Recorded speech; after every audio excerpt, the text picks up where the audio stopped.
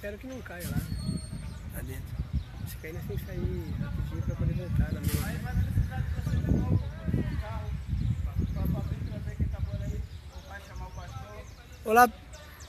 Olá pessoal, bom dia. Aqui é o Repórter Cidadão Wilson Ribeiro, Itaboraí em Foco. Olha onde eu estou hoje, pessoal.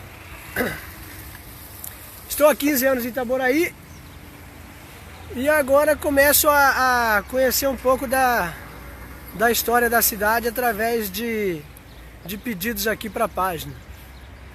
E olha onde nós estamos hoje. Em frente à igreja católica, igreja matriz de Itaboraí. Consegui a ajuda aqui do professor David Antunes, que estudou muito sobre a história de Itaboraí, já que ele é professor, se formou, e aí fez o TCC dele, monografia que chama, né? Estudando a história de Itaboraí. E eu quero mostrar para vocês hoje um pouco da história de Itaboraí, através do patrimônio histórico, né, da cidade de Itaboraí. Peço que vocês compartilhem para nos ajudar. Vamos mostrar um pouco, porque nós passamos pela cidade de Itaboraí e às vezes achamos que não existe nada sobre Itaboraí. Mas em Itaboraí existe uma parte da história do Brasil aqui em Itaboraí. E é isso que nós queremos contar hoje. David, bom dia. Bom dia. Tá o David aqui, nós vamos lá para dentro da matriz, né? Isso. A igreja matriz. Qual que é essa igreja aqui, David? Então, Wilson, essa aqui nós estamos olhando a igreja matriz de São João Batista. Esse templo aqui ele foi construído entre 1725 até 1742, né? Ele é um exemplo clássico aqui da arquitetura barroca da história do Brasil, né? Então, a partir dessa igreja que se começa, na verdade, a história aqui da freguesia de São João Batista, né? Porque Itaboraí, o nome do município, durante o século XIX, e ele se chamou Vila de São João de Itaboraí. E no advento da República, né, na transição do Império para a República, que houve a supressão do termo São João e só ficou Itaboraí no nome do município. Então a gente já pode dar um pulinho lá, que eu vou contar mais um pouquinho da história da questão dos retábulos, da arquitetura da igreja. Isso. Lá dentro da igreja. Mas antes, conta alguma coisa, esse detalhe aqui fora, que isso aqui é algo extraordinário, né? Então, esse tipo de igreja, ele é o exemplo clássico das relações de padroado entre a igreja e o Estado, né? Até 1889, a Igreja Católica fazia parte do Estado brasileiro, né?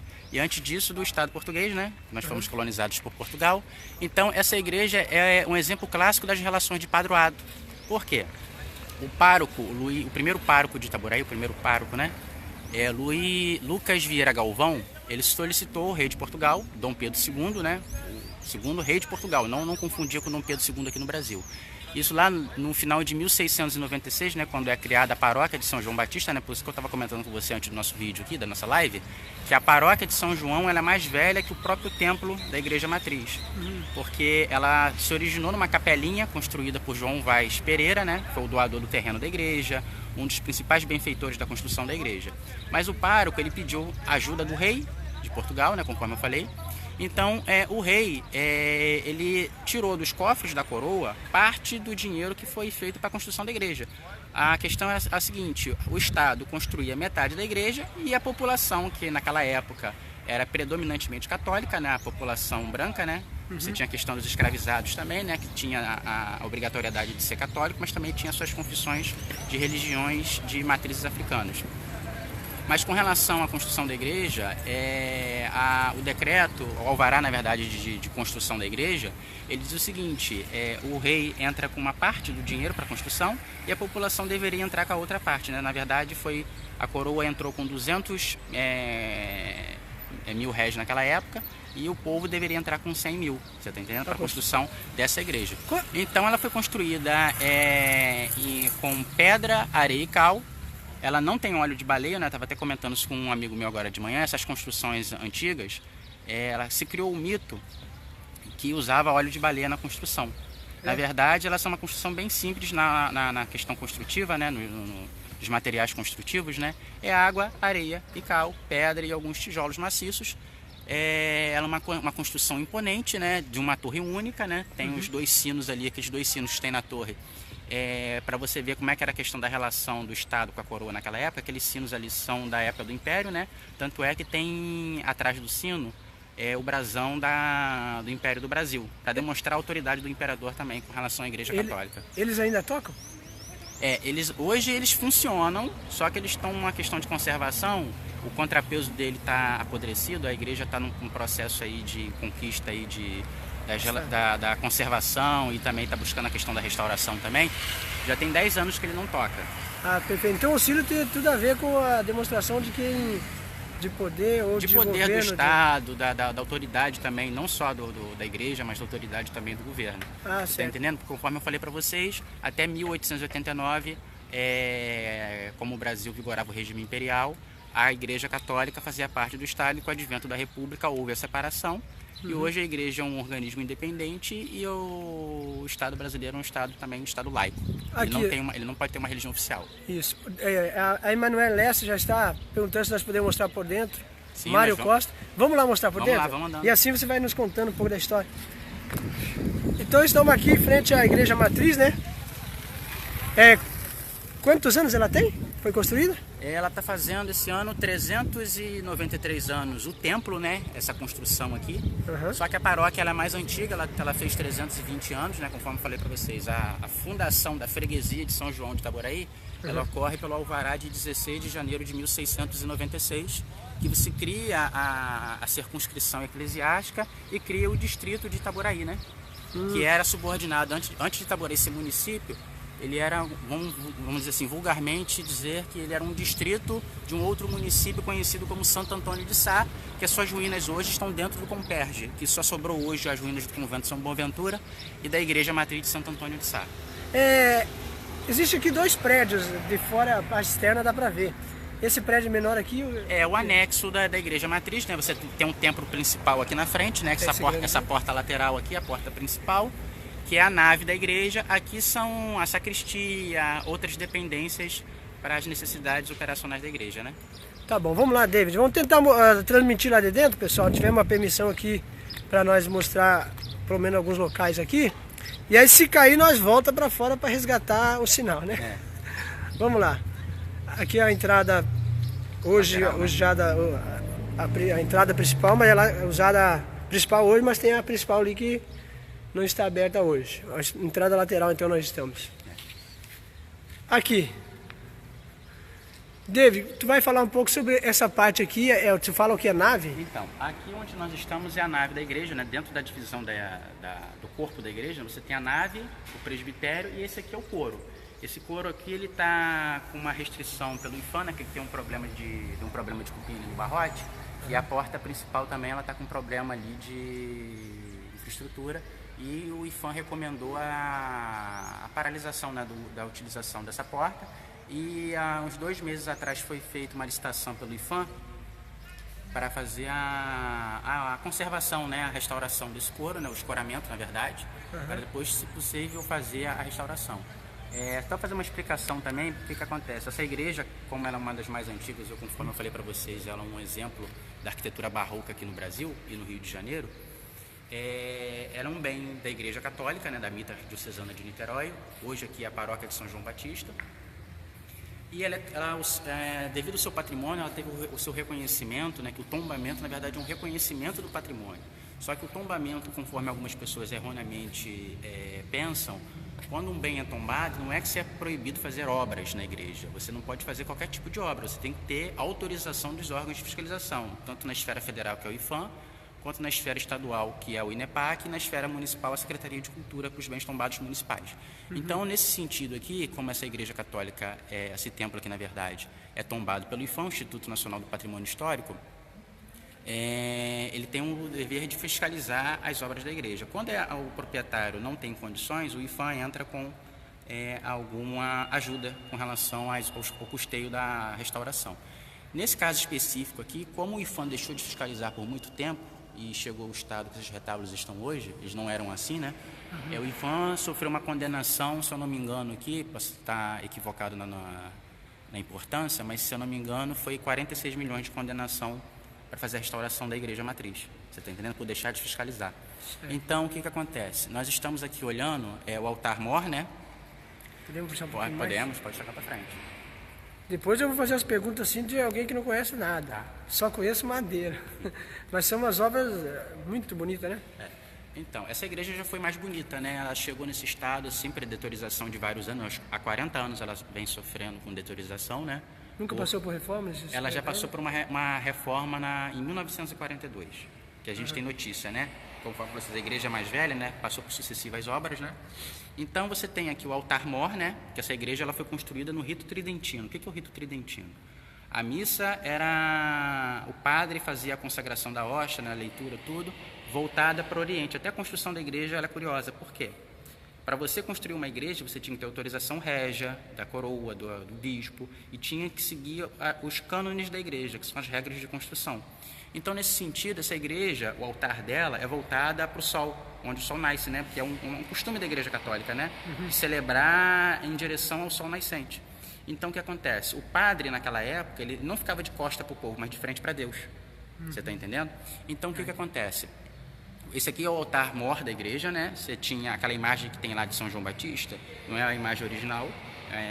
Por recomendação do IFAM, num processo de desculpinização que aconteceu 10 anos atrás, o IFAM recomendou a remoção das imagens, elas estão acondicionadas de forma correta hoje. E o que aconteceu? Há um tempo atrás, essa igreja estava coberta de panos. Por quê? Foi feito um pedido de autorização junto ao IFAM para colocar os ventiladores, para dar comodidade ao povo, né? Por mais que ela seja um prédio antigo, ela também tem que dar comodidade ao povo, né? Então, o que aconteceu? Esses altares estavam cobertos por panos para proteger da poeira. Só por falta de orientação, falta de diálogo com esses órgãos de patrimônio, não orientaram a igreja direito, né? O padre na época, né? E os retábulos ficaram escondidos por muito tempo. E, infelizmente, naquela situação do Museu Nacional, abriu mais os olhos das autoridades, né, em todos os sentidos. Você fala o quê?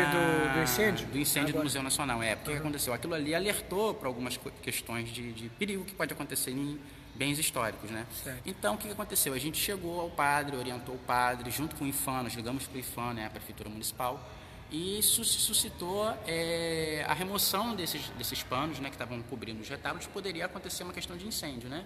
E o que aconteceu? Foi acatado, né? A igreja está tomando as suas medidas necessárias para fazer a conservação dentro das possibilidades, né?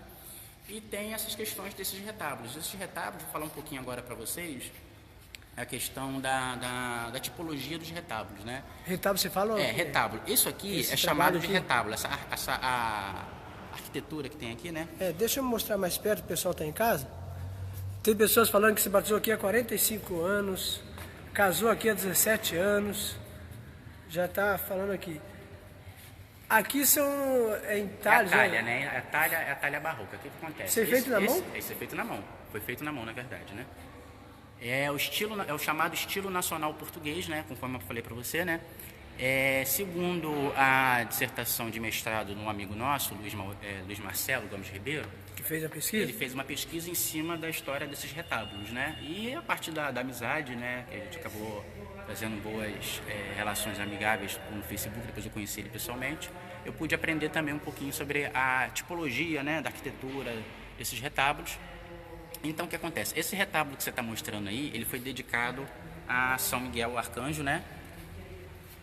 Essa não é a imagem original, né? É uma imagem só ilustrativa para mostrar de quem era quem era dedicado o retábulo, né? E esse aqui é a chamada terceira tipologia do barroco. O barroco ele tem fases, né? De transição. Você tem lá, desde a questão do Concílio Tridentino até o final do século XVIII para o XIX, você tem várias concepções da arte barroca, né? Várias transições. Então, esse retábulo aqui que nós estamos vendo é a terceira tipologia do barroco do estilo nacional português. Você está entendendo? Isso aqui foi importado de Portugal. Isso aqui, essas obras de arte, que tudo foi feito fora? Não, foi feito, não. Aí eu não posso afirmar isso, porque pode ter acontecido isso, né, de ele vir montado para cá, né, se encomendava o retábulo, ou acontecia também de ter mestres, carpinteiros aqui, frades, por exemplo, o próprio Aleijadinho, né, em Minas Gerais, tem um mestre Valentim no Rio de Janeiro. Por uma questão de falta de documentação, a gente não pode afirmar categoricamente se ele foi fabricado aqui, né, ou foi fabricado em Portugal, mas a gente pode afirmar com certeza que o estilo do retábulo é um estilo nacional português. certo? Tá bom. Vamos acelerar, senão não vamos conseguir mostrar tudo. Tem muitas casas. Tem esse aqui, né? Esse aqui são o mesmo tipo, né? São os retábulos mais antigos, né? Conforme eu Então falei pra cada cada altar desse, cada retábulo, ele é dedicado a um santo da igreja, a uma devoção, né? E cada retábulo também, curiosamente, era dedicado a uma irmandade. Esse aqui que você acabou de mostrar era a Irmandade de São Miguel das Almas, né? Perdão. Aqui era dedicado à Irmandade Nossa Senhora do Amparo. E o que acontece? O que era essa irmandade? As pessoas faziam parte da irmandade, e dentro dessa irmandade você também tinha garantia de um sepultamento. Porque muita gente que vem nessas igrejas antigas, por exemplo, as pessoas eram sepultadas dentro das igrejas, né?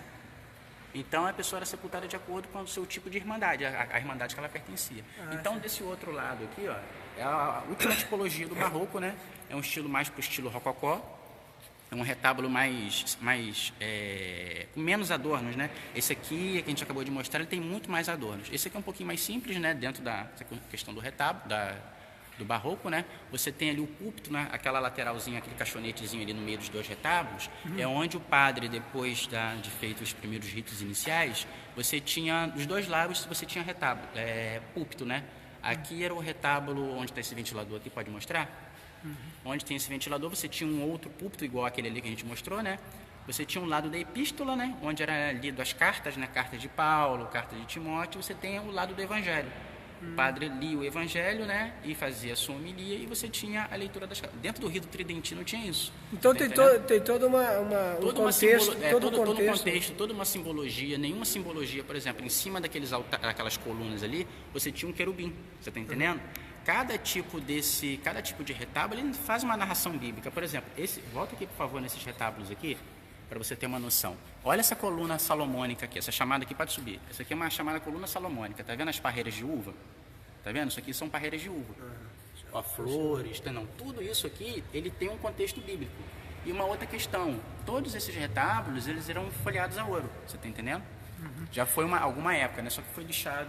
Só um minutinho, o pessoal perguntando se está aberta a visitação. Sim. Se não só está aberto, como tem culto. Tem missa aqui normalmente, né? A igreja funciona de segunda a domingo, né? Tem missas aqui na parte da noite, sábado e domingo. Tem a programação no site da paróquia depois, que a gente pode disponibilizar a questão do histórico mais aprofundado, né? Não só da igreja matriz, mas como das capelas filiais, né? Toda uma história da construção, da colonização do Brasil aqui, né?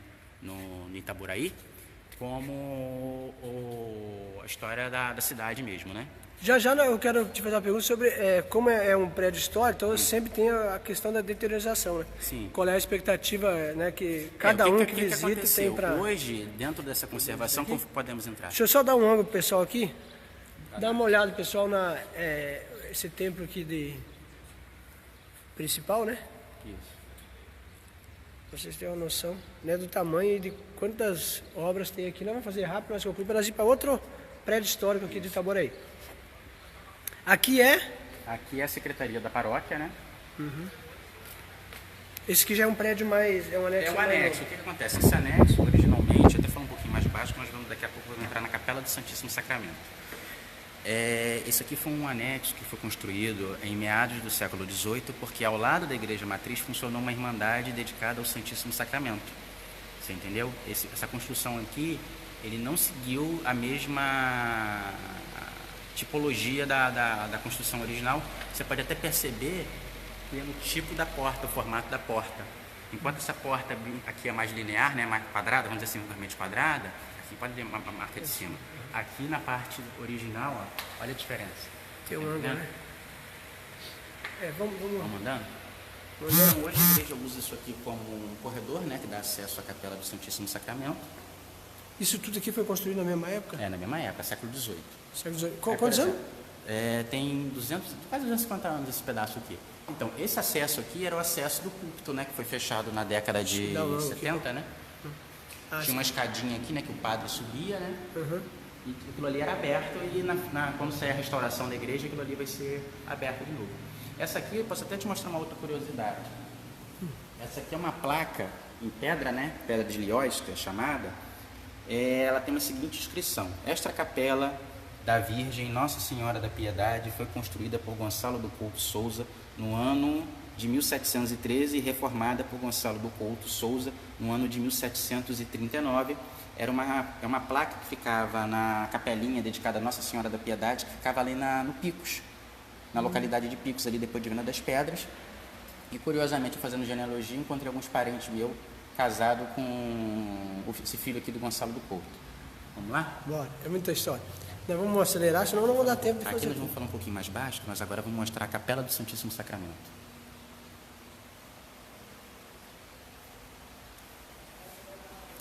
Então, gente, eu falo um pouquinho mais baixo perto do telefone, porque aqui, como é uma questão de respeito à devoção, à fé, nós estamos entrando aqui no ambiente mais sagrado do templo da Igreja Católica, que é a Capela do Santíssimo Sacramento.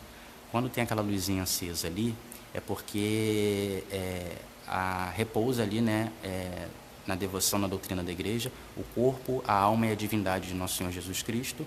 E você tem toda a tipologia ali no meio, ali, naquela parte oval, tem um desenho de um carneiro, né, um cordeiro, né, que Jesus é chamado Cordeiro de Deus, que foi imolado, né.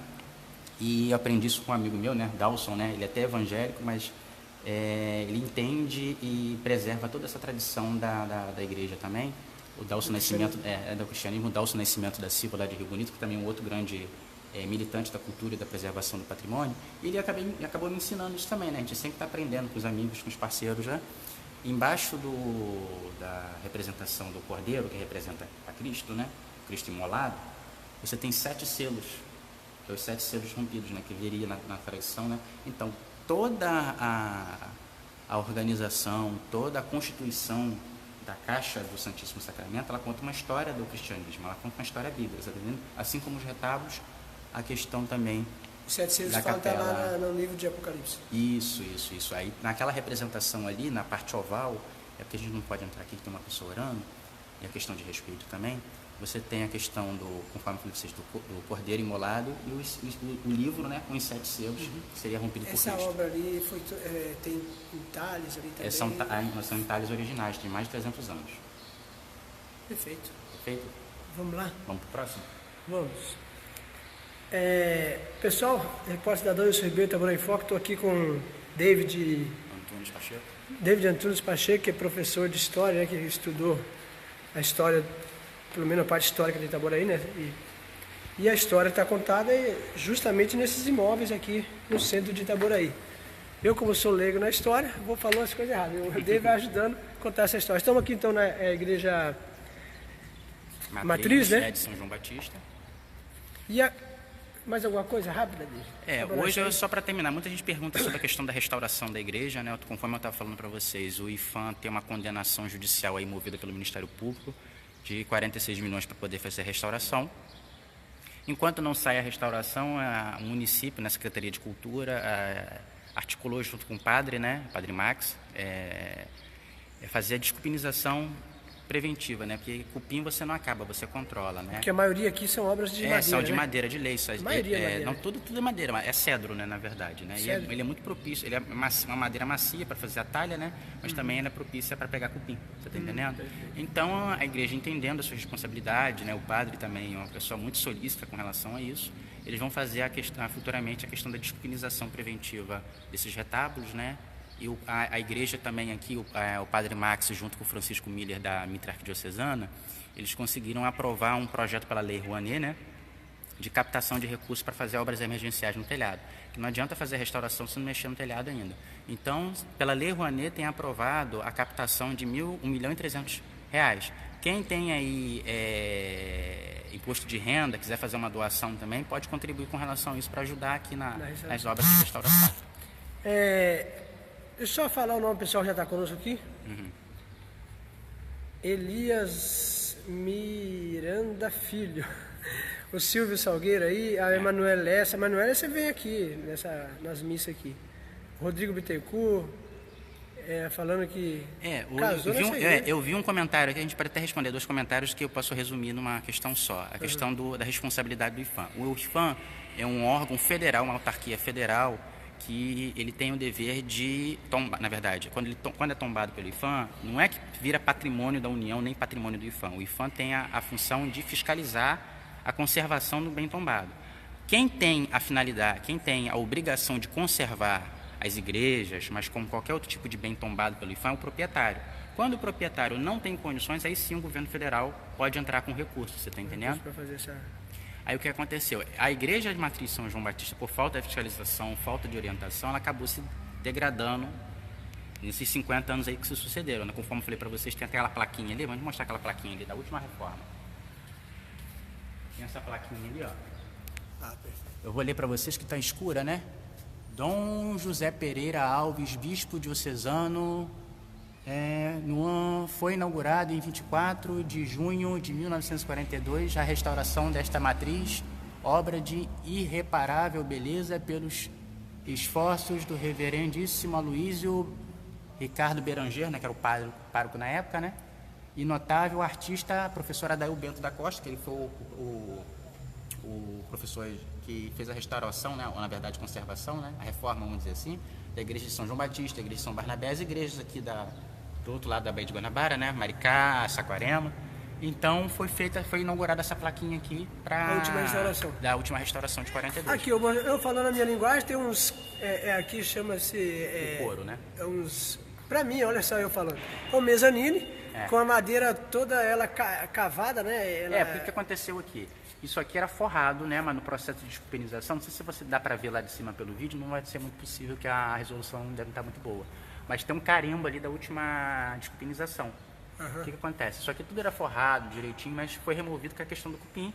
E na restauração ele vai ser restaurado, né? Mas eu prefiro que ela fique assim exposta. Olha que lindo, né? Então, o que acontece? Mas, durante o processo, não, tudo no processo de restauração até leva em conta isso. Por que acontece? Originalidade. Não a originalidade, o método construtivo. Você está entendendo? Quem vai fazer uma arquitetura, por exemplo, uma engenharia, vai ver como é que funcionava, como é que era feito a questão da constituição, né, da madeira, né? Para poder fazer isso, né? Bom, pessoal, deixa eu só... algumas respostas nós podemos dar e outras não, mas estamos finalizando aqui. Espero que vocês tenham tempo para nos acompanhar. Nós vamos visitar pelo menos mais uns 3 ou 4 prédios aqui. A Tereza está conosco, Leonardo, Ricardo, Ivonete, Tereza, a Emanuele, nós já falamos. A Beth Correia, Elias Miranda Filho também está conosco aí. Ela está aberta, né?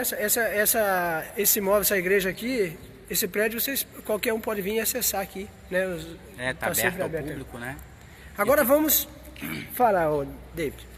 Finalizou? Vamos Finalizando aqui sobre a igreja matriz, nós finalizamos. Então finalizamos aqui na igreja matriz, agora nós vamos caminhar. Posso falar uma particularidade aqui da igreja? Conforme eu falei para você pode filmar o chão? Opa! Aqui? As pessoas, aqui mesmo, as pessoas vão até achar estranho porque a gente está filmando o chão, né? Conforme eu falei para vocês, antigamente, no século 17, 18, 19, início do século 19, as pessoas eram enterradas dentro da igreja e os pobres eram enterrados do lado de fora. Então essa parte aqui funcionou como um dos primeiros cemitérios da cidade. Você tá entendendo? Olha aí, aqui embaixo, provavelmente. Você tinha alguma lenda aqui em Itaboraí, na década de 80, que a prefeitura, quando foi feito o calçamento da praça, foi passar a máquina, encontraram ossadas. Mas por que encontraram ossadas? Porque no adro da igreja aconteciam sepultamentos também. Você está entendendo? Então, dentro da igreja era enterrado a aristocracia aqui da cidade, né? Os maiorais, os senhores de engenho, né? E do lado de fora o povo mais simples. O povo mais simples, escravizados. Tem uma saída, a Beth Corrêa falando que tem uma saída lateral que sai para a praça. Chega aqui para a sombra rapidinho pra gente ver. Pra gente falar sobre isso. Tá aqui. Na cidade aqui, pode até mostrar um pouquinho mais a igreja, né? A gente vai falando, mostrando a igreja. Vamos mostrar ali, dar um foco no altar-mor. O que acontece? Há uma lenda aqui na cidade de um túnel que liga a igreja matriz até a fonte da Carioca. Isso, já fiz um vídeo de lá. Então, o que acontece? Falou sobre essa... Já se contou muita lenda que era para fuga de escravos, disso, daquilo, mas na verdade eu entrei nesse túnel que existe na fonte da Carioca. O que esse túnel é? Na verdade é um túnel para canalização de água. O nome da cidade não se chama Itaboraí, na verdade antigamente se chama Taburaí. O I foi colocado depois do século XVIII. Essa região que era Itaboraí, Itapacorá, Tambi, não era nem Tambi, era Tambi. O que aconteceu? Itaboraí significa pedra bonita escondida na água. Ou seja, tem uma fonte embaixo do altar-mor que na Sacristina você consegue acessar essa água, né? Pela pia, né? Foi canalizada. Mas o que aconteceu? Foi construído no século XVIII, no século XIX a princípio, né, provavelmente, um túnel de canalização da água. Esse túnel, na verdade, ele tem só 50 centímetros de altura. Ele não foi feito para fazer a passagem de pessoas, mas para canalização da água da fonte da Carioca. Porque a fonte da água viria lá para... Não, a água sai daqui da igreja e vai para lá. Ah, a fonte tem uma fonte A fonte aqui. embaixo da igreja. Ia para alimentar. E vai para alimentação da fonte. E nada de fuga de escravo. Não. É um mito que acontece. A questão da história é isso. Muita gente acaba virando lenda urbana, né? Mas isso é bom que enriquece, né? Faz parte da memória do povo da cidade. Tem muita gente aqui que eu estou vendo comentários, que a igreja está abandonada, que outros patrimônios também. Realmente aconteceu abandono por sucessivas questões, falta de fiscalização de vários órgãos, né? Não só do poder público, tanto municipal, federal e estadual. Mas o que acontece? A gente hoje tem que se juntar para não deixar acabar, né? As instituições, o poder público municipal está fazendo o seu dever de casa, né? Nas questões jurídicas, a gente pode falar um pouquinho mais sobre isso mais à frente. Mas hoje a gente tem que se juntar, o Estado, a União e o próprio povo.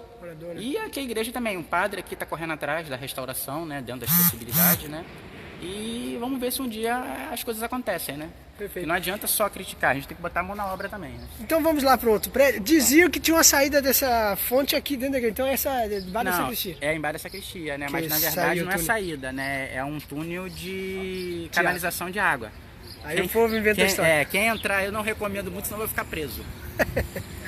Eu ia perguntar se tu tinha entrado, então você não entrou. Hoje aqui nós estamos aproveitando um pouquinho, né? Falar também quando a gente chegar lá no próximo. A gente pode falar disso aqui também, vamos aproveitar e falar desse aqui. É um prédio histórico também.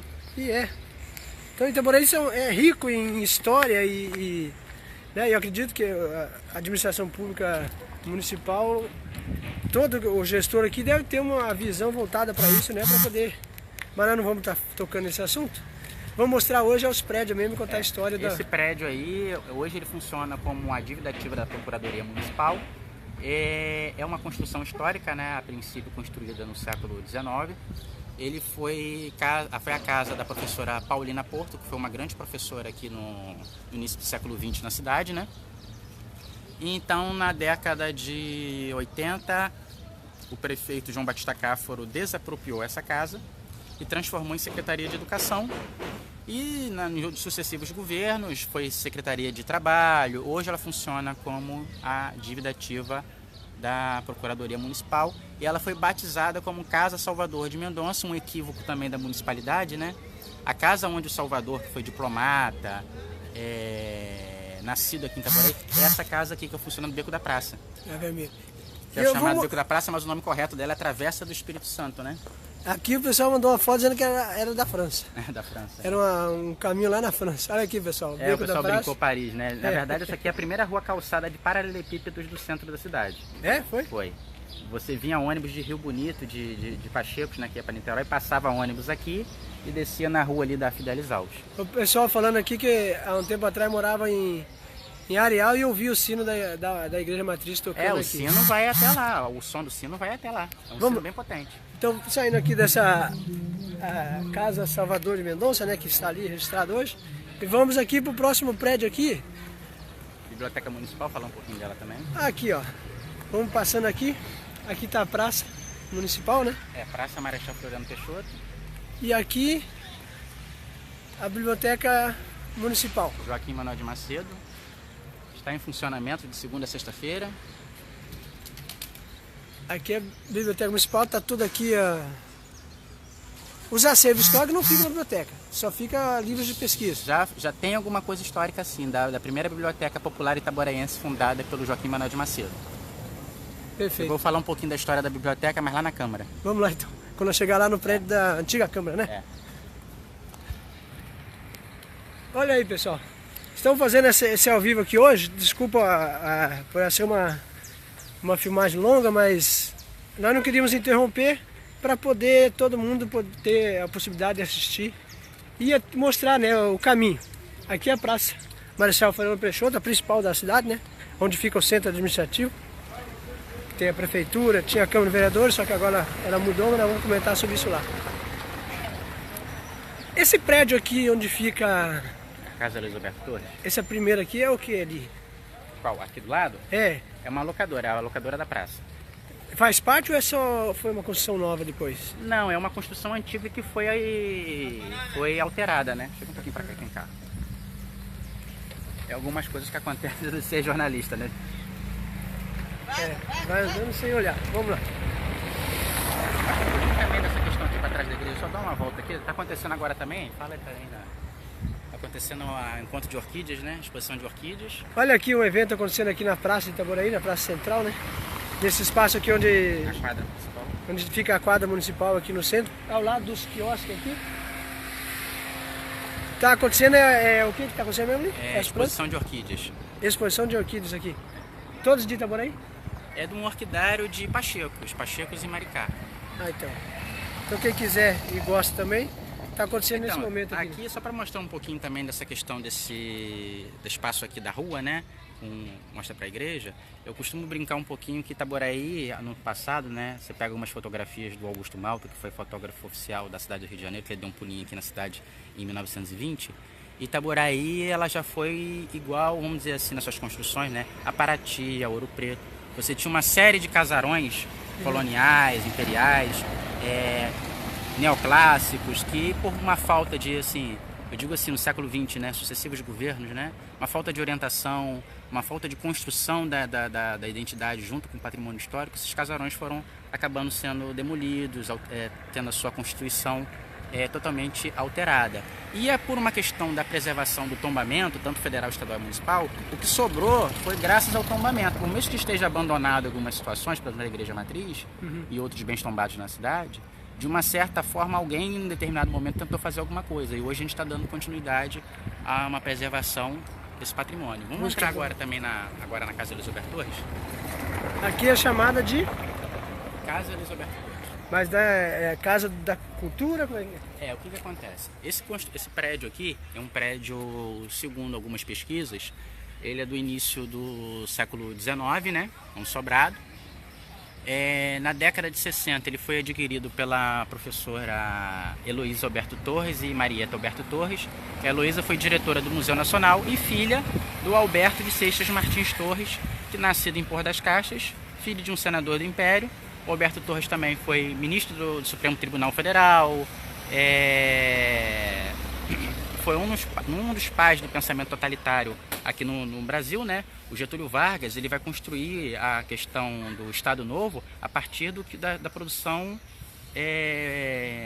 escrita do Alberto Torres. Para você ter uma noção do nível de importância, você estava me falando, parte da história do Brasil está aqui, parte repousa na igreja, na Câmara, na Casa Heloísa, mas nos outros distritos, né? A cidade é muito rica no seu patrimônio histórico e arqueológico. Principalmente aquela região lá de Visconde e Pôr das Caixas. Visconde, não, toda cidade tem alguma parte histórica. Manilha, por exemplo. Manilha tem muita coisa. Manilha, por exemplo, tem sítios arqueológicos de sepultamentos indígenas. A primeira aldeia de São Barnabé, que era uma aldeia jesuítica, tanto igual ou mais velha que São Paulo, por exemplo, você está entendendo? Atrás do shopping ali. Houve a constituição da segunda aldeia jesuítica aqui, se eu não estou falando besteira agora, a segunda aldeia jesuítica aqui da capitania do Rio de Janeiro. Era a aldeia de São Lourenço dos Índios e Niterói e São Barnabé. Mas voltando a falar aqui um pouquinho dessa casa... É porque você tem o computador na memória, quer ver quem vai guardar tudo isso. Essa casa aqui hoje pertence ao IPHAN, não é uma propriedade do município, né? A Heloísa, como foi diretora do Museu Nacional, ela não casou, não deixou descendentes. No seu último desejo, ela doou para a Fundação Pro Memória, que depois foi sucedida pelo IPHAN, o Instituto Nacional do Patrimônio Histórico e Artístico Nacional. E é um prédio que pertence ao IPHAN, o seu acervo pertence ao IPHAN. É um patrimônio no município, não pertence à prefeitura, você está entendendo? Para ter esse esclarecimento também. Nós vamos poder entrar lá? Vamos entrar ali. Ela está aberta à visitação. É um centro, hoje ele funciona como centro cultural, né? De exposições. Sabe a data da construção? Então, ela, segundo dizem, ela foi de 1810 a 1815, né? Se comemora os 200 anos aqui, né? Hoje não tem nenhuma exposição, né? Mas você encontra alguma questão de obras, né? Mas eu quero mostrar uma obra aqui que eu conheço muito bem, Davi. Tá. David, né? Essa aqui, ó, essa obra aqui eu conheço muito bem. Trabalhei nisso aqui lá na Piracema, no Francisco Beltrão, no estado do Paraná. Os pilões, né? Os pilões antigos, feito à mão. Esse aqui é feito com enxó, serrotinho de mão, né?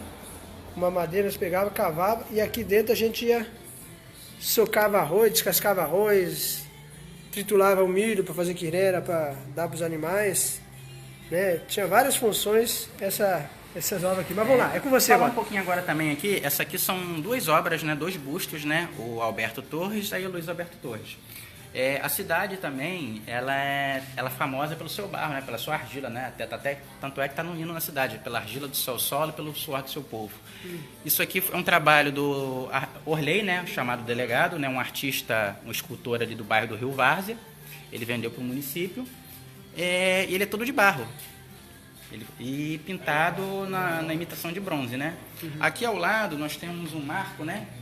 Marco de pedra, que foi feito um trabalho junto com o Museu Nacional, aqui uma parceria que a casa fez há um tempo atrás. É o marco de pedra da Vila Nova de São José del Rei. Conforme eu falei para vocês, ali na região de Itambi, você tinha a aldeia de São Barnabé, que foi extinta pelo Marquês de Pombal em 1759, e no seu lugar o governador do Rio de Janeiro na época, né? Marquês de Lavradio, período colonial, ele criou um novo município, chamado Vila Nova de São José del Rei. Por que São José del Rei? Porque José era o príncipe herdeiro da coroa portuguesa, o irmão mais velho de Dom João VI, pai de Dom Pedro I. Então, para homenagear o príncipe herdeiro, que estava vivo naquela época, ele criou esse município, e para delimitar a área do município, ele mandou colocar várias pedras para delimitar, né? Aqui em Itaboraí nós temos essa, né? Pode mostrar aqui. Pode mostrar de cima para baixo. Aqui tem uma espécie de uma coroa, né? Você tem a coroa de Portugal, né, do Reino de Portugal, e o brasão da Casa de Bragança, né? O brasão é esse central aqui. Isso. Você tem os castelos, né? Esse brasão aqui, ele narra a história da formação do Estado português, né? Desde o brasão do Afonso Henriques, o primeiro rei de Portugal, até a formação do Estado português, e embaixo a inscrição: Vila de São José del Rei. Aqui está quebrado, porque isso aqui era uma peça única, né? 1772. Lá em Maricá, por isso que assim, a história ela não está restrita só à história de Itaboraí. A história ela ultrapassa os limites, né, políticos, administrativos, né? Na cidade de Maricá nós temos mais 3 marcos dessa aí em fazendas, na área de serra e na região de Caçoratiba.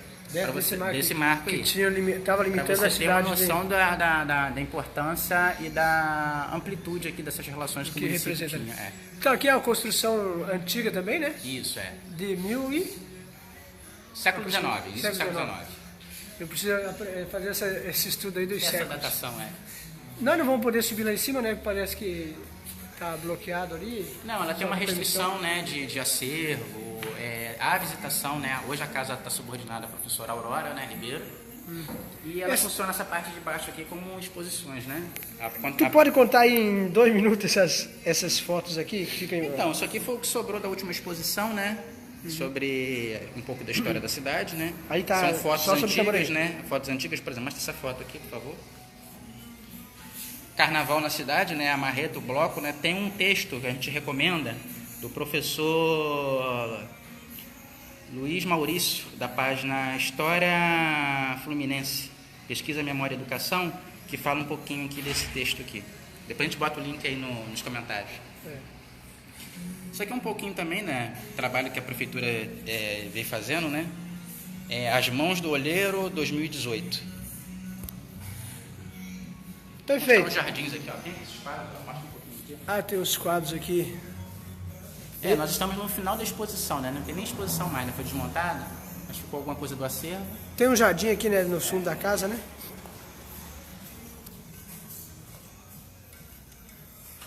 Olha aqui, para quem gosta de jardim. É um ambiente bucólico aqui da cidade, né? Um ambiente de paz, né? Hoje é feito encontros historiográficos, alguns shows, né, de pequeno porte. Isso aqui foi uma doação do Carlos Mink, né, enquanto ministro do Meio Ambiente, uma parceria com o Jardim Botânico. Eles fizeram a jardinagem aqui dos fundos da Casa Luísa. Outeiro das Pedras tem alguma história também, David? David, né? Isso. Posso trocar seu nome, não? Não, deixa eu mostrar a fachada aqui. Aí, pessoal, a fachada desse prédio aqui. Outeiro. Até nós chegar lá no próximo. Vamos pro próximo? Vamos pro próximo. O próximo agora é... Teatro Municipal. Você vai falar um pouco sobre o teatro. No Outeiro das Pedras, o que tem lá, assim, só para ter uma noção? Não, ali o outeiro já pertenceu a parte de algumas fazendas ali da cidade, né? Tem uma narrativa. Esse aqui, gente, fala um pouquinho agora do Teatro Municipal João Caetano. Esse teatro, A primeira construção original é de 1827, né? Ele foi construído pelo Major João Hilário de Menezes Drummond, avô do Salvador de Mendonça, né? Ele foi amigo pessoal de Dom Pedro I, cavaleiro dos Dragões da Independência, né? Da primeiro esquadrão de cavalaria do Império, e oficial de cartório também de Rio Bonito. Então, o que aconteceu? Essa construção aqui era mais recente, né? O que aconteceu? Na década de 60, o teatro, 40, 50, 60, o teatro entrou em ruínas. O prefeito João Batista Cáfaro, no primeiro mandato dele, tentou conseguir com o INFAM ou com o Ministério da Cultura alguma coisa para tentar fazer pelo teatro, né? Pelo menos fazer a consolidação das ruínas do teatro, né? Só que quando saiu a verba, saiu no mandato seguinte do prefeito Francisco Nunes da Silva. E o prefeito Francisco Nunes da Silva houve um embate muito ferrenho na época, né, pela preservação do teatro. O teatro, infelizmente, foi demolido na década de 70, né? E o prefeito João Batista Cáfaro, o pai dele, o Januário Cáfaro, tinha arrendado o teatro na década de 30. Ele tinha uma memória afetiva muito ligada a esse teatro e ele reconstruiu, não nos mesmos materiais construtivos, né? Tijolo maciço, água, areia e cal. Ele segue um pouco do traçado original do desenho arquitetônico. E há 2 anos ele está fechado, né? Está passando por obras, uma readequação do projeto, né? O que estava impedindo era uma questão de exigência que foi cumprida agora do Corpo de Bombeiros, e isso agora vai ser uma das prioridades agora da Secretaria de Obras para poder dar uma solução. Você acha o quê? Qual o prazo para entrega? Olha, não posso afirmar com certeza sobre prazos, porque eu não sou arquiteto, nem estou fazendo parte lá do setor de projetos da Secretaria de Obras. Mas o que estava impedindo a obra desse teatro sair, esse empecilho foi resolvido com relação à adaptação do projeto, né? A acústica já está tudo certo, a questão da sinalização também, porque acontece. Como ele seguiu uma questão do traçado antigo, né? Você tem que ter hoje preocupações com a questão de segurança, né, de corpo de bombeiro, né? Saída de emergência, extintor, tudo direitinho, tudo isso está sendo refeito aqui agora nesse momento. Foi entregue, agora só depende da... Agora vamos esperar outras pessoas responsáveis tocar o que tem que tocar. Vamos lá então, vamos para outro prédio aqui para nós finalizar. Vamos para a Câmara de Vereadores agora e para a Câmara, né? Dar uma passada na prefeitura se o pessoal não abandonar nós aqui. Aqui é a antiga Câmara, né? Os vereadores mudou daqui. Em 2017, vamos falar um pouquinho dela ali na sombra, que hoje o sol tá bom pra carioca.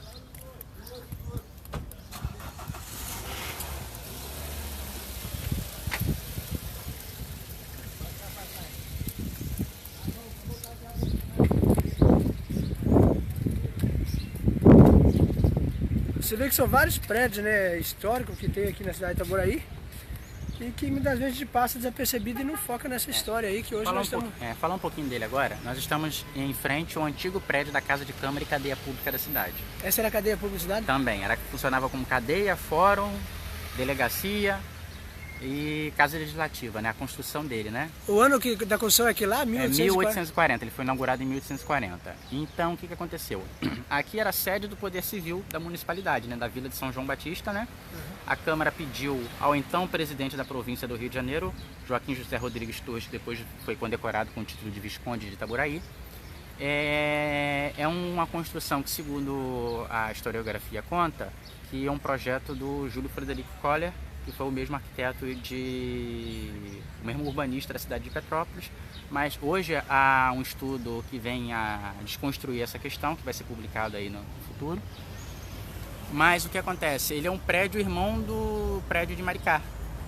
O prédio de Itaboraí foi construído na mesma época que o de Maricá, só que ele foi inaugurado um pouquinho depressa. Você percebe ali na lateral, ali, a gente pode mostrar depois com detalhe. Então, o que aconteceu? A Câmara de Vereadores, ela funcionava na parte de cima, né? Na parte de baixo você tinha o fórum, né? A comarca de Itaboraí, e você tinha a delegacia municipal com a cadeia pública atrás. Vamos entrar no prédio ali para mostrar? Vamos lá. Esse aqui nós podemos entrar, né?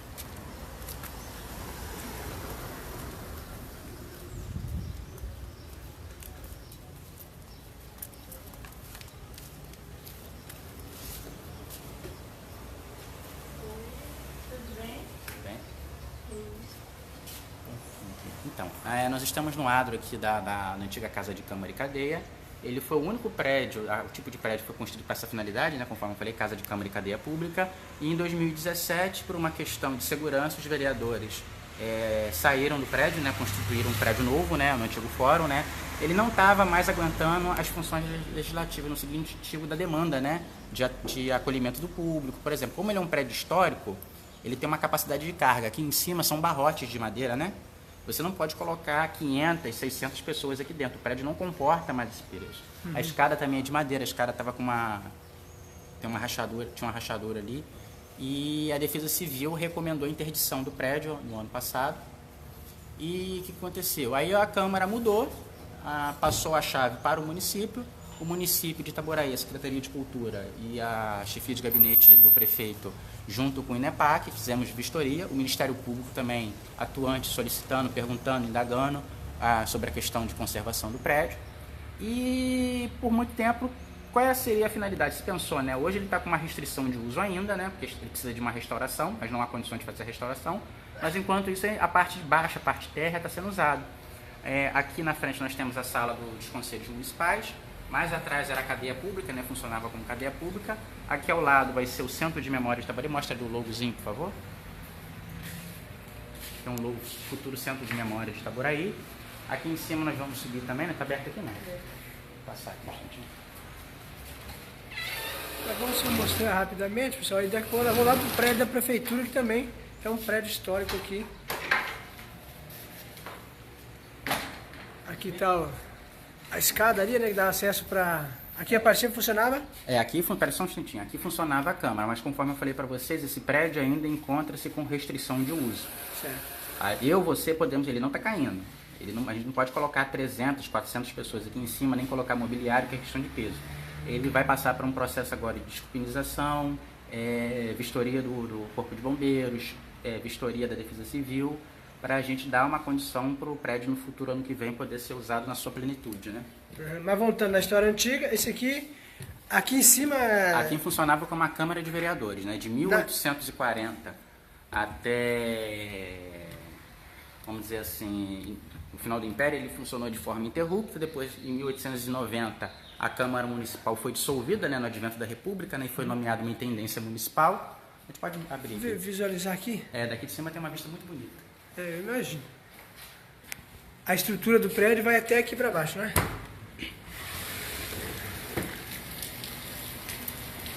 Daqui a gente visualiza os horizontes aqui de Itaboraí, né? Olha que visão. Nós temos Cabuçu, né? O Alto do Gaia lá embaixo, né? Que faz divisa com São Gonçalo. O campo da Estrada da Brama, aqui né? divisa com São Gonçalo? Aquela rocha lá é São Gonçalo já, o Alto do Gaia. É um ponto de visitação também no município de São Gonçalo. Lá para trás é a lagoa, o sítio paleontológico de São José, né? A Pedra do Elefante, a cidade do Rio de Janeiro mais ao fundo. E para cá, a Serra do Lagarto em Pacheco e a Pedra do Silvado lá atrás na divisa com Maricá.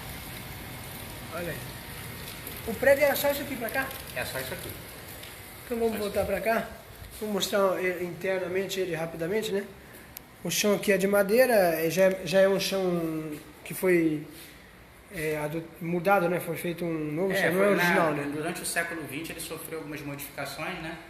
Para atender às necessidades legislativas, mas mesmo assim ele conservou grande parte da sua arquitetura, né? Original. E ele é tombado pelo Instituto do Patrimônio Cultural do Estado do Rio de Janeiro, INEPAC, né? Ele é tombado também? Tombado. Ele tem tombamento estadual. Aqui podemos mostrar... Aqui era a antiga sala das comissões dos vereadores. Aqui, né? Mas vamos por aqui, né? Porque esse aqui é a entrada principal do povo. Vamos lá junto. Então a Câmara de Vereadores não voltará mais para cá, o que você acha? Os vereadores estão no novo prédio, né? O prédio do antigo Fórum Municipal, né? Que foi construído um novo fórum na Rua do Cemitério. E a Justiça do Estado do Rio de Janeiro cedeu o prédio para o município. E naquele prédio está funcionando a Secretaria de Saúde e em cima a nova Câmara de Itaboraí, né? Perfeito. Os vereadores já têm seus gabinetes. Aqui não tinha, por ser um prédio histórico, os vereadores não tinham gabinete. Lá já tem gabinete. Então esse aqui é o mobiliário da antiga Casa de Câmara e Cadeia, né? Esse aqui é da época? Não, esse mobiliário não é do século XIX, segundo algumas informações. Esse mobiliário veio da Câmara de Niterói, né, que era a antiga Assembleia Legislativa, né, que Niterói já foi capital do estado do Rio de Janeiro, né? E numa reforma lá no prédio, foi doado para a Câmara de Itaboraí no século XX, né, início do século XX, esse mobiliário aqui, que é de Jacarandá. Perfeito. Mas aqui está a estrutura, um pouco da estrutura interna desse prédio aqui, né? Aqui era a antiga plenário da Câmara, né? E como funciona? A cadeia, então não é igual às cadeias de hoje, era para você colocar o quê? 10, 20 pessoas só? A população de Itaboraí já teve populações aí, censos do século XVIII, século XIX, 3 mil pessoas livres, escravizados era o dobro, né? Não chegava a 10 mil pessoas, né? A população paulatinamente foi crescendo durante o século XIX, século XX, até chegar à quantidade de pessoas que, se eu não me engano, está em 300 mil hoje. Tu conhece toda a história da plantação de laranja, da época da laranja? Alguma coisinha, né? Então essa plaquinha aí é uma homenagem, né, que foi feita na década de 70, né, ao ministro Otávio Kelly. Otávio Kelly estudou aqui em Pôr das Caixas, né, e também foi um outro ministro do Supremo Tribunal Federal, né? A cidade, por essa importância histórica no século XVIII e século XIX, ela foi representada, né, pelos seus filhos, os chamados filhos ilustres, né, tanto na política nacional, no judiciário, no legislativo. Vamos dar uma vista ali da sacada da Câmara, né? Vamos ver a vista aqui da sacada para vocês verem a vista aqui da praça. Aqui era o largo, né? O largo onde era feito 22 de maio, né? Ele foi construído especificamente para isso, né? Na Praça Marechal Floriano. E aqui é feito o tradicional desfile de 22 de maio. Lá nós vamos conhecer daqui a pouquinho o prédio da Prefeitura Municipal. Essa praça iniciou ela desde a época que se construiu a igreja? Então, vamos falar um pouquinho agora da praça. Essa praça aqui hoje ela tem o nome de Praça Marechal Floriano Peixoto, mas no passado ela já teve outros nomes, né?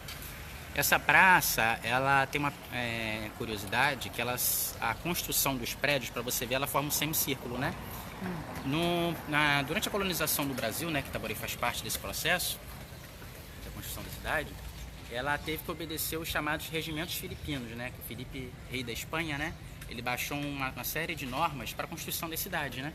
Então, o que aconteceu? Na hora de fazer a construção da praça pública, a praça teve ter um espaço para acondicionar o povo, né? Fazer leilões, execuções públicas, nos enforcamentos, leilões de liquidação de dívidas, venda de escravos, essas questões todas das relações da sociedade colonial e sociedade imperial. Então, na virada, né, do século XIX para o século XX, ela recebeu o nome de Praça Marechal Osório. Depois, provavelmente em 1895, ela recebeu o nome de Marechal Floriano Peixoto, que foi um movimento florianista, né, que ocorreu no início do século XX, e ela recebeu esse nome. Esse movimento foi o quê? Era um movimento político que aconteceu no século XX, né? Assim como tem o nome de cidade de Florianópolis, né? Florianópolis tinha o nome de Nossa Senhora do Desterro. Você está entendendo? Aí, hoje você não tem um movimento de defensores do presidente Jair Bolsonaro, como teve do Lula, do Fernando Henrique e sucessivamente. São os movimentos políticos que acompanham, né, quem está no poder, né? E aqui no Itaboraí não foi diferente, né? Você tinha partidários do presidente Floriano Peixoto, e esses partidários deram o nome, na sua morte, né, depois da sua morte, a Praça Marechal Floriano Peixoto. Em homenagem ao Marechal na época. E ficou. O Fábio Almeida falando se essa câmera falasse. Tem muita história aqui, né? Que hoje nós estamos focando, né, na parte do patrimônio histórico, né? Conforme eu falei para vocês, ela funcionou interruptamente aí por um bom período como casa legislativa. Hoje ela vai atender, né? O que acontece? Vamos focar aqui um pouquinho no plenário. Falar um pouquinho, né? Conforme eu falei para vocês, esse prédio hoje ele está com restrição de uso, mas durante o processo de devolução do legislativo para o executivo, o INEPAC cobrou do município. O que o município vai fazer com esse prédio? Que como o prédio é tombado, você não pode colocar qualquer tipo de atividade aqui dentro. Ele tem que atender uma vocação. E nós chegamos para o prefeito, o Dr. Sadi Noel, apresentamos uma proposta de utilização do uso do prédio. O prefeito, na mesma hora de imediato, acatou o nosso pedido, né? E foi feito um decreto, que é o decreto 65, que está disponível no site de legislação do município, depois a gente pode colocar disponível também, que dispõe sobre o uso do prédio da Câmara, né, futuramente. Quando a gente passar por as obras de conservação, de restauro, ele vai abrigar o Centro de Memória de Itaboraí, a Sala dos Conselhos Municipais e uma salinha para o Instituto Histórico e Geográfico Itaboraiense. Que foi aquela foto que tu me deu e isso, ficou lá na... Vamos, olha aí, pessoal, é toda uma história, né, recente, mas que também, devido ao prédio, tem toda uma história de uma parte do Brasil aqui, né, em Itaboraí, através desses prédios. Eu estou aqui com o David, o seu nome, David? David Antunes. David Antunes. Nós vamos lá para o prédio da prefeitura agora, que também é um prédio histórico, né? E o David vai contar para nós finalizarmos essa live aqui. Nós unimos ela, eu podia fazer separado, mas decidimos não fazer, para poder vocês todos ter acesso, né? E conhecer um pouco da história e a logística desses prédios aqui, né, no centro de Itaboraí. Como é que funcionava essa questão do cotidiano da cidade? Informação, Ó, né, você da quer ver cidade. uma particularidade? Tá vendo essa rua aqui? É a chamada Rua Fidelis Alves, que foi um dos intendentes, o primeiro intendente municipal. E aqui já foi um dos cemitérios da cidade. Aqui na Santa Cecília? Conforme eu falei pra vocês. Lembra que eu falei pra vocês que na igreja matriz você tem enterramentos dentro da igreja, mas também na parte de fora? E quando foi feita a proibição de sepultamentos em igrejas, o município teve que acondicionar, achar um novo local para fazer sepultamentos. E esse local aqui foi comprado na época, antes de ser feito como rua, para ser o cemitério. E o cemitério não foi considerado muito salubre, né? Um cemitério no meio da vila, né? Não tinha um prédio da Câmara ainda. Aí foi feita a constituição do cemitério atual, o cemitério São João Batista, ali na rua do Batalhão. Aquele cemitério ali, Outro lado, então. aquele cemitério ali é de 1863. Perfeito. Como é que você guarda tudo isso na mente?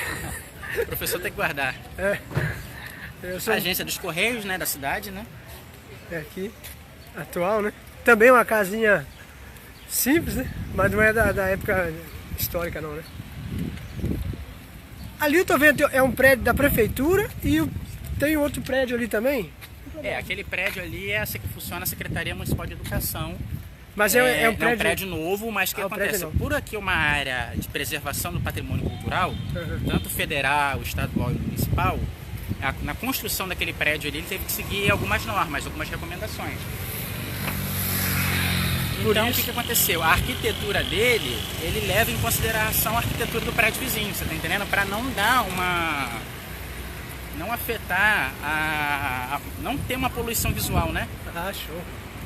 Eu pensei que... Ele não é um fosse prédio na época- histórico, mas ele segue na sua fachada, né?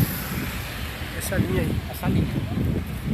Bom, pessoal, nós vamos finalizando aqui, vamos chegar aqui no prédio da prefeitura e o David vai contar para nós um pouco da história. Vamos acessar alguns espaços aqui, alguns ambientes, só para mostrar para vocês aí, né, um pouco da história do Brasil na cidade de Itaboraí através desses prédios históricos aqui. Vou fazer uma fachada aqui. Melhor, né? Vamos procurar só um pouquinho mesmo. Então, pessoal, nós estamos aqui em frente ao prédio da atual Prefeitura Municipal de Itaboraí, né? Esse prédio aqui, segundo a data que tem na fachada, é de 1834. E esse prédio, até onde eu consegui pesquisar, ele pertenceu ao primeiro presidente da Assembleia Provincial do Rio de Janeiro, que vem a ser a ALERJ hoje, né? Assembleia Legislativa. Ele foi do Juiz de Fora da Vila de Santo Antônio de Sá, que residia aqui em Itaboraí, né? O doutor José Bernardino Baptista Pereira. E, curiosamente, durante o processo de separação, né, da criação do município neutro, que na época do Império, a cidade do Rio de Janeiro foi separada da província do Rio de Janeiro. O município de Rio de Janeiro virou como município neutro e foi escolhida uma capital para o estado, né? Niterói foi escolhida provisoriamente, né? O Visconde de Itaboraí foi o primeiro presidente da província do Rio de Janeiro. E o que aconteceu? Foi escolhido Niterói provisoriamente. E o que aconteceu? Nessa confirmação na Assembleia Provincial, que hoje vem a ser lá em Niterói, na época, o José Bernardino Batista Pereira indicou Itaboraí para ser capital do estado. Tem uma história aqui que se conta que Itaboraí perdeu por um voto. Não aconteceu muito bem assim, né? A cidade recebeu 5 votos na segunda votação, né? Foi feito todo um trabalho legislativo, né, em cima disso. A cidade recebeu 5 votos para ser capital do estado, da província naquela época, e Niterói recebeu 18 votos. Por isso que Niterói, até 1975, foi capital do estado do Rio de Janeiro. Perfeito. Tá entendendo? David sabe tudo. Vamos lá, Então, mostrar vamos só lá. alguns Esse prédio pontos. aqui hoje é só essa fachada original. Na década de 60 ele pegou fogo, né? Aqui funcionou como residência. Dizem que já foi da casa do Visconde de Itaboraí. Eu não consegui encontrar documentação da propriedade do Visconde, né? Mas a memória coletiva diz que já foi do Visconde de Itaboraí. como outras pessoas também, né? Ele já funcionou como Casa de Caridade São João Batista, né? Fundada pela Margarida de Andrade Leal, que era uma questão da política de assistencialismo na época do século XX, né? Então ele pegou fogo, só de original tem essa cantaria aqui nessas paredes, né? Essa parte aqui foi toda reconstruída, né? Hoje ele é tombado pelo IPHAN também, né? Um prédio tombado pelo IPHAN. Nós temos aqui outro busto aqui do Orley, né? Que é um escultor da cidade, né? Da cidade. Um artista da cidade, né? Aqui é o Visconde de Itaboraí, Joaquim José Rodrigues Torres. Esse é o mais ilustre o mais conhecido, um dos filhos mais conhecidos da cidade, porque o Visconde de Itaboraí, ele é nascido em Pôr das Caixas, né, na Fazenda da Cruz, né? Irmão também do Barão de Itambi. Só que o Visconde de Itaboraí ele teve a particularidade de ser, vulgarmente falando, o primeiro-ministro do Império, né? Na época do Dom Pedro II, uma das pessoas de confiança do Dom Pedro II. Ele governou o Brasil por quase 10 anos, né? Juntando todos os gabinetes que ele governou, né? Já foi ministro da Fazenda, ministro da Marinha, foi o criador do atual Banco do Brasil, né? Que o Banco do Brasil foi criado, o primeiro foi criado por Dom João VI, o segundo pelo Barão de Mauá, todos liquidados, o primeiro e o segundo, e o atual Banco do Brasil foi criado pelo Visconde, como a Caixa Econômica Federal também foi criada pelo Visconde. Então quem mora em Visconde não precisa se sentir excluído, ele faz parte de uma história. O distrito de Visconde, por exemplo, ele tem esse nome em homenagem a ele. Na verdade, foi a estação ferroviária de Visconde de Itaboraí.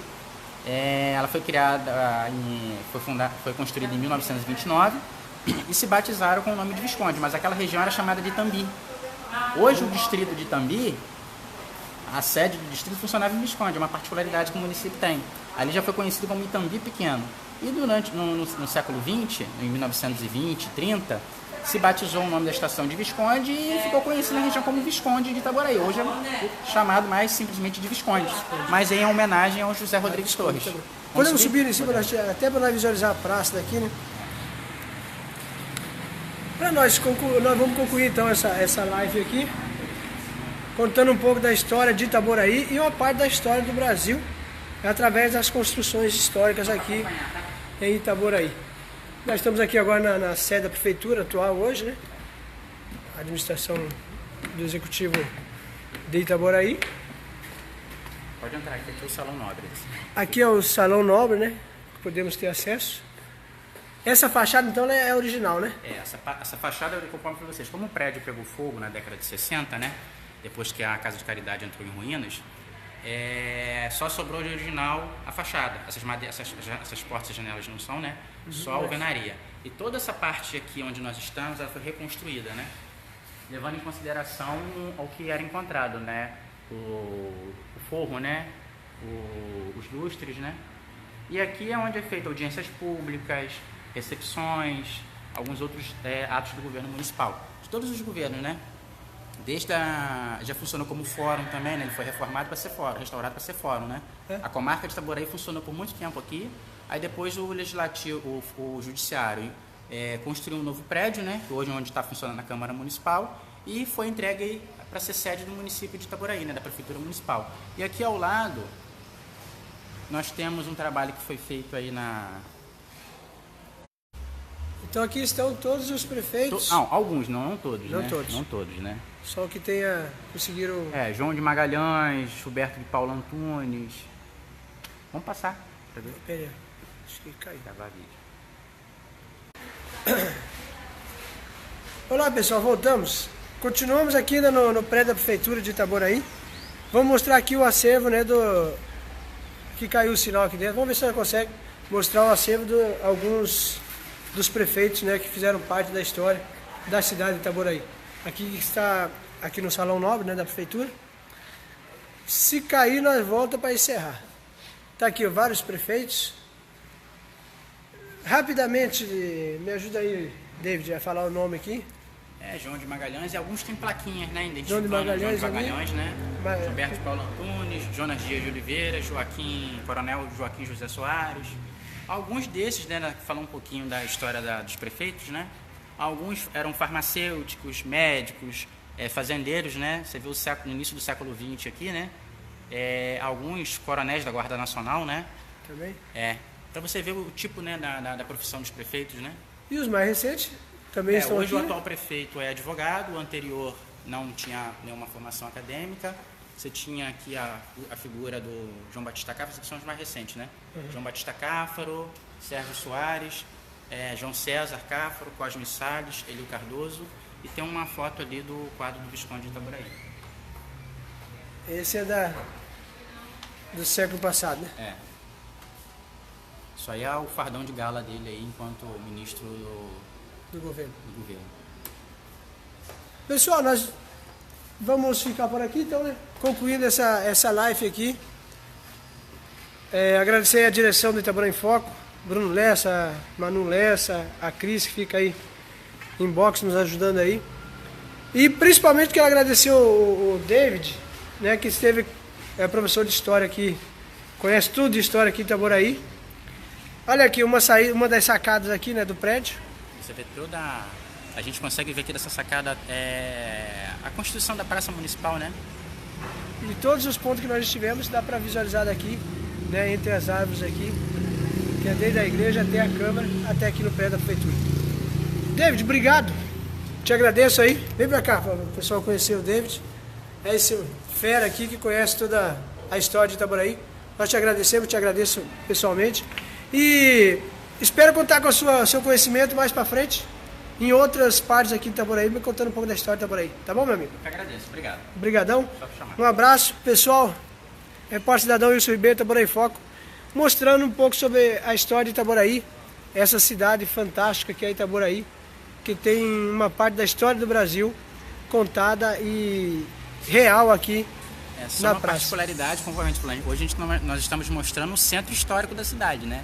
Conforme eu falei, Itaboraí é muito rico em patrimônio, né? A questão da arqueologia, né? Nós temos Itambi na sua valorização, Manilha também tem a sua particularidade, Sambaitiba, não só o patrimônio histórico, mas também o patrimônio natural, né? As serras, Serra do Barbosão, Parque Paleontológico, a APA de Guapimirim ali em Itambi, né? Tem o nome de APA de Guapimirim, mas pega uma parte do território do município, né? O município tem um potencial muito grande. João Antônio Vieira, você deve conhecer. Meu amigo. Conhece muita história aqui, né, de Itaboraí, sempre está nas nossas lives aí. Então, vários distritos de Itaboraí têm sua história também, né? Fizeram parte aí da história da... Não só o município, né? Conforme eu coloco às vezes, né? O que faz um município grande não é só seu patrimônio, é o povo. É o seu povo, né? A população também tem que abraçar a cidade, além do poder público, né? A soma dos dois, né? Cada um tem sua responsabilidade, né? E, assim, de manter a cidade limpa, a preservação, né? E a divulgação da própria cidade, né? Não denegrir um pouco a cidade, né? Porque a cidade tem um potencial muito grande, o povo da cidade de Itaboraí tem um potencial muito grande, né? E é isso que nós buscamos fazer nessas lives aqui, trazer, né, as partes boas de Itaboraí. E a parte ruim é o próprio povo, mas nós precisamos também, passar né? por esse processo nada de... é perfeito, né? Um abraço a todos, obrigado aí a todos que participaram conosco, compartilha aí, nos ajuda a mostrar um pouco aqui Nós só estivemos focando aqui na Praça Central de Itaboraí, né? Nesses prédios aqui, contando um pouco da história. Um abraço a todo mundo, Repórter Cidadão Wilson Ribeiro, Itaboraí Foco. Boa tarde a todos.